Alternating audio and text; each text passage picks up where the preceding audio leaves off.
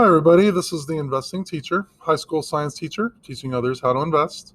In this video, I want to take a step back and go over my covered calls for more stable dividend growth companies that is part of my other portfolio that I have. I have been doing a 2% a month on pretty high implied volatility stock video series, but here I just want to take a step back and show some of my other positions that I'm still doing covered calls and possibly real strategy on. Like, subscribe, all that good stuff helps the channel out. Let's get right to it.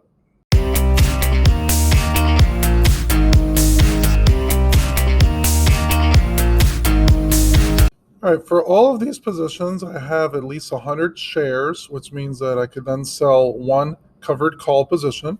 Covered call is when you are able to rent out the shares. You're almost like a casino and you're renting out some of the space, and you will receive a premium from it.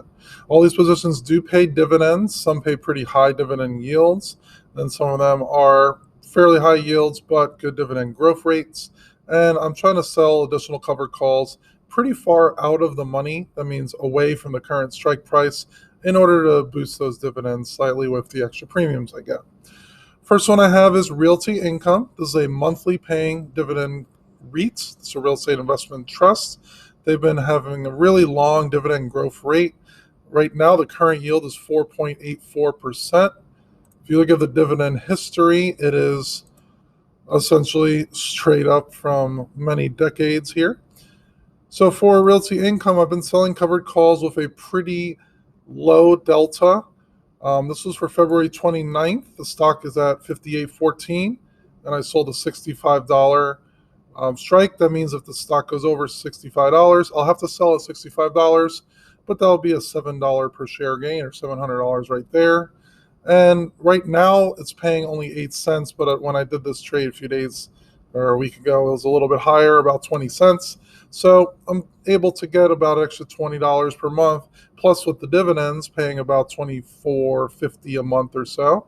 So it gives a good boost to the dividends. Next one is Pfizer, PFE. They do pay another 4.25% dividend. Dividend history is very solid in the long run as well. Financial crisis dipped, but been steadily increasing for over 10 years. For Pfizer, it's at $36.73. I sold a $40 covered call. So again, good boost, 8.9% above where the current price is. Pays 18 cents about. I actually got a little more, about 20 last week, but 82% chance of it expiring worthless. So this will boost the dividend yield as well.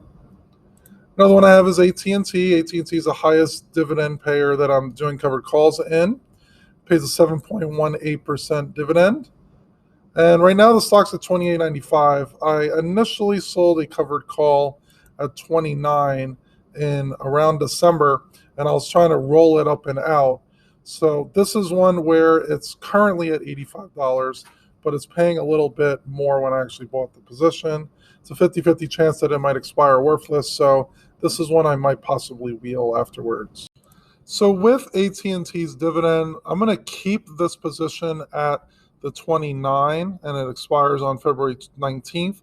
If I end up having to sell my 100 shares of stock, I could either buy back the 100 shares at the price, collect this 7.18% dividend that comes in March, or I could sell a cash secured put pretty close to at the money.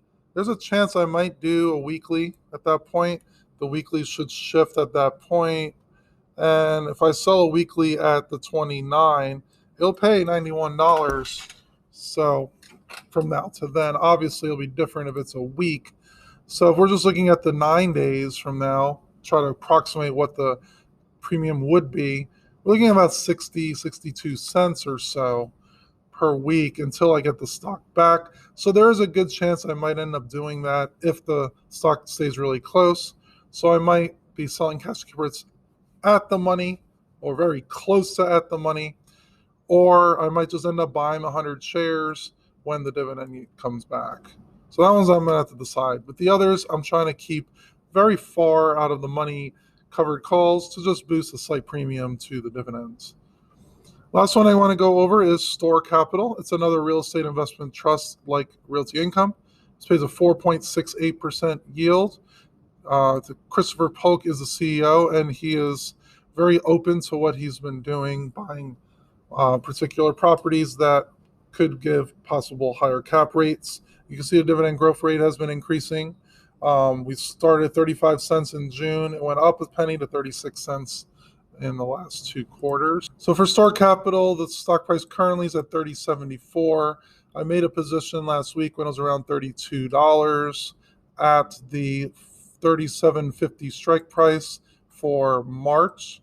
So again, these are further out in expiration, quite a bit of buffer in the covered call strike price, so pretty far out of the money. And I made about 25 cents at the time. It's down to about 17 cents now. So again, nice little boost of the dividends with these extra premiums. One thing I want to add about all of these positions are they have fairly low implied volatility. That means that the stock price does not shoot up and down dramatically per day compared to the other positions I have in my 2% a month strategy. So with these dividends, 4 to up to 7% for AT&T, plus the premiums, I'm averaging about 1 to 2% per about 2 months or so. So we're not looking at dramatic increases on dividend. But if I could get 1 to 1.5% in 2 months, you do that every year, 6 times, an extra 5-6%. I'll take it, especially with the dividends. If you get 6% in premiums per year plus 4% in dividends, we're looking at a 10% total, just dividend plus premium. And I could get some share price appreciation because, again, most of these stocks, the covered calls are way out of the money. So if any of them that happens to get it exercised, there'll be a pretty good increase in the capital gains. So again, I'm the investing teacher, high school science teacher, teaching others how to invest. Feel free to look at any of my other videos in the 2% a month series, but I just wanted to take a step back and show some of my slightly more conservative positions. Thanks for all your help, and good luck trading.